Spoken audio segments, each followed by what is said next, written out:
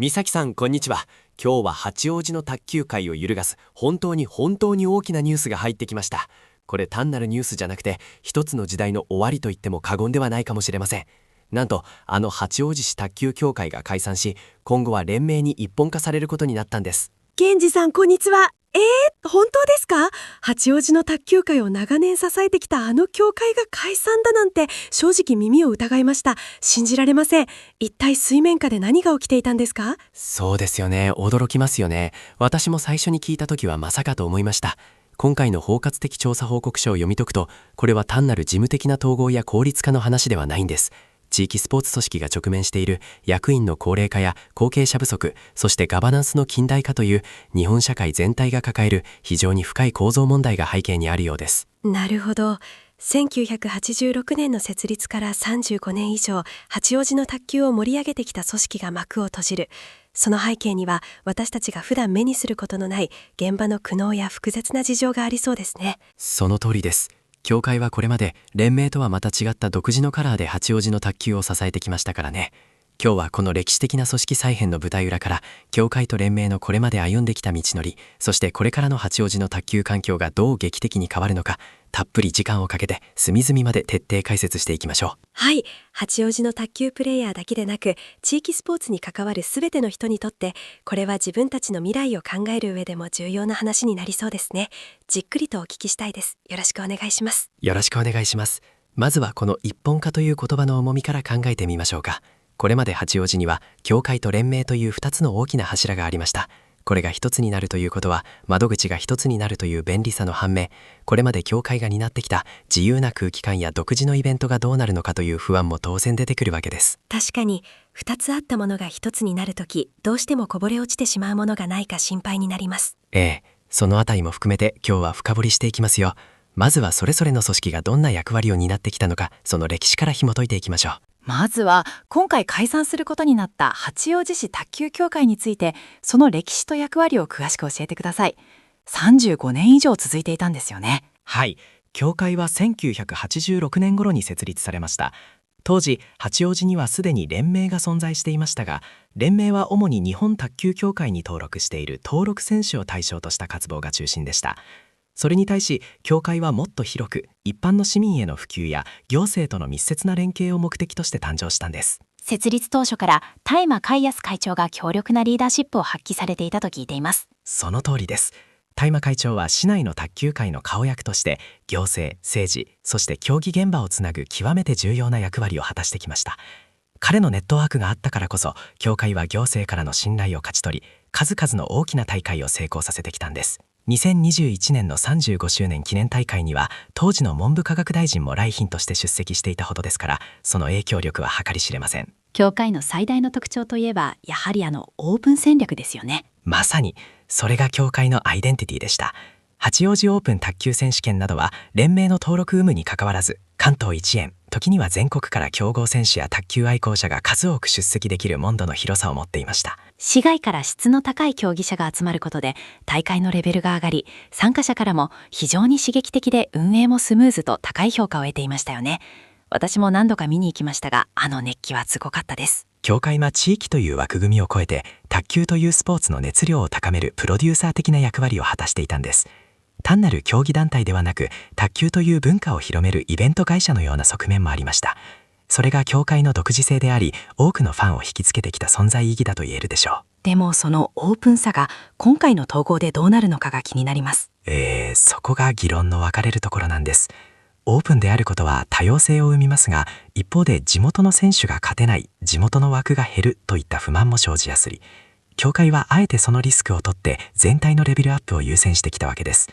この35年間、田山会長が守り抜いてきたこのオープン主義が、八王子の卓球界にどれほどの刺激を与えてきたか計り知れませんね。次に、今後八王子の卓球界を一本で支えていくことになる八王子市卓球連盟について見ていきましょう。こちらは協会よりもはるかに歴史が古いんです。創立は1945年、戦後直後から続いているんですよね。2025年現在で創立80周年。まさに八王子のスポーツ界の重鎮ですね。そうなんです。八王子市で最も歴史あるスポーツ団体の一つです。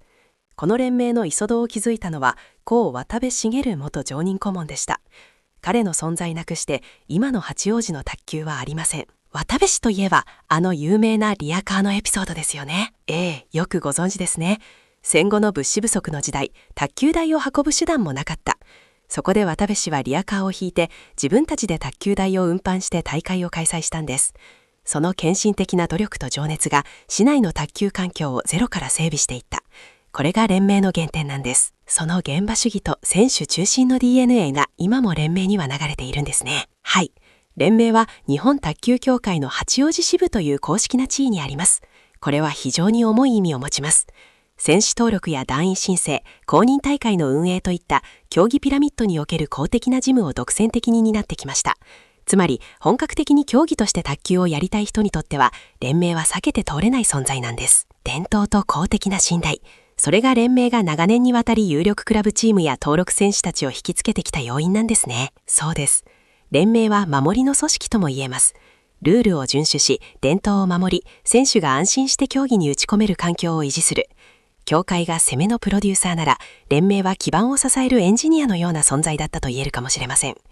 この80年という歳月が積み重ねてきた信頼は一朝一夕に築けるものではありません。それにしても、一つの自治体に二つの大きな卓球組織がこれほど長く共存し続けたのは全国的にも珍しいケースですよね。普通は一つにまとまるものじゃないですか？非常に珍しいです。普通は対立してどちらかが消えるか最初から一つである場合がほとんどです。でも八王子ではうまくターゲットの住み分けができていたからこそこの二重構造が維持されてきたんです。連盟が登録選手、競技志向の活動を主眼としていたのに対し、協会は未登録者、普及志向、強制イベントを指導していたという役割分担ですね。その通りです。お互いの領域を尊重し直接的な競合を避けていたんですね。さらに大麻氏と渡部氏の流れを組む強力なリーダーがそれぞれに存在し、独自の人的ネットワークを持っていたことも大きいです。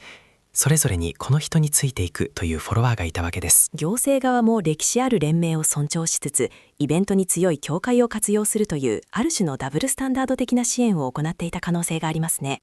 行政にとっては窓口が2つあるのは面倒な反面、それぞれが競い合って活動してくれることで市民へのサービスが手厚くなるというメリットもあったんでしょう。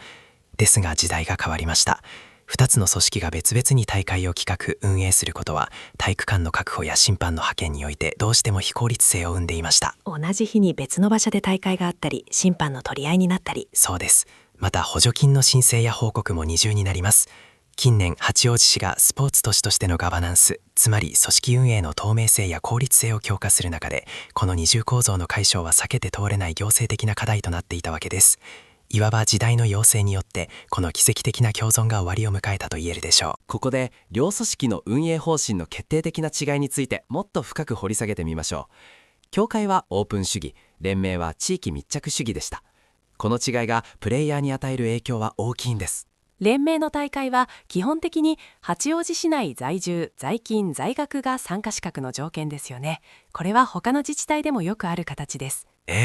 これは地域住民の健康増進と八王子代表としての選手の選抜・育成という自治体スポーツ団体の本来の目的に根ざした方針です。地元の人が主役という考え方ですね。一方の協会は市外の競合を積極的に呼び込むことで大会のレベルと多様性を高める戦略をとっていました。参加者からはプロデューサー的な役割として高く評価されていましたが、今回の統合によってこのオープンな場が失われることを危惧する声も上がっています。市外の友達とチームを組んで出られた大会が出られなくなるかもしれない。オープンからクローズ、地域密着へという方針転換はプレイヤーにとって活動範囲や目標設定の見直しを迫る大きな変化になりますね。特に高いレベルで揉まれたい選手にとっては少し寂しいかもしれません。一方で窓口が一本化されることで行政ルールに基づいた透明性の高い標準的なスポーツ運営が確立されるという大きなメリットもあります。誰が役員でどうやって意思決定されているのかが明確になる。これは組織の永続性にとっては不可欠なことです。協会の自由さは魅力だったけれど、それは個人の力に頼っていた部分も大きかったということでしょうか。その通りです。連盟の地域密着は地道ですが地域に根ざした強固な組織基盤を作ります。今回の統合は協会の華やかさをどうやって連盟の堅実さの中に組み込んでいくかという難しいパズルを解くような作業になるでしょう。順調に見えた協会の活動に突如として暗雲が立ち込めたのは2025年の夏でしたね。あのニュースは衝撃的でした。はい。2025年7月22日、協会は第34回八王子オープンの中止を突如発表しました。理由は役人の体調不良というあまりに切実で生々しいものでした。単なる一役員の欠席ではなく、組織の維持運営そのものが不可能になるほどの事態だったということですよね。実は協会は特定のキーマン、特に大麻会長をはじめとする主要幹部に実務と意思決定の大部分を依存していたんです。大会の企画から会場の手配、スポンサー集めまで、彼らの個人的な手腕に頼っていた。強力なリーダーがいたからこそ短期間でこれほど発展したけれど、その健康問題が即組織の崩壊につながってしまった。協会は35周年という大きな節目を超え、本来であれば組織の若返りや実務のシステム化を図るべき時期にありました。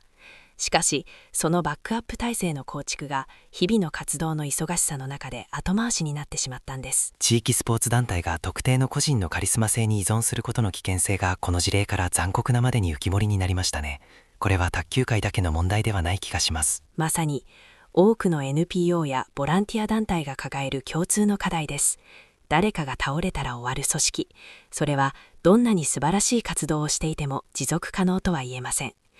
協会のこの異変は八王子の卓球界全体に組織の在り方を根本から問い直すきっかけを与えたと言えるでしょう。そして2026年3月1日、八王子市卓球協会の歴史に正式に終止符が打たれました。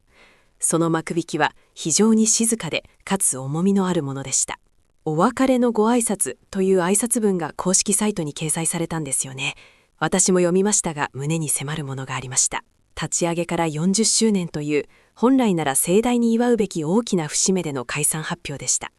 挨拶文には長年支えてくれた選手、指導者、行政関係者、すると何より卓球を愛する市民への深い深い感謝が綴られていました。突然の話ですがという書き出しに最後まで組織維持の道を模索し続け、それでも叶わなかった苦渋の決断が伺えます。40年にわたる情熱的な歴史への誇りとしころ半ばで幕を閉じる無念さ。この挨拶文は単なる事務的な通知を超えた八王子の卓球界をゼロから築き上げてきた先駆者たちの魂の叫びだったと言えるでしょう。組織はなくなっても彼らが築き上げた足跡、するとあの熱い大会の記憶は八王子の卓球史に永遠に刻まれますね。この衝撃の幕引きは一つの時代の終わりであると同時に次世代へのバトンタッチを象徴する出来事として長く語り継がれることになるでしょう。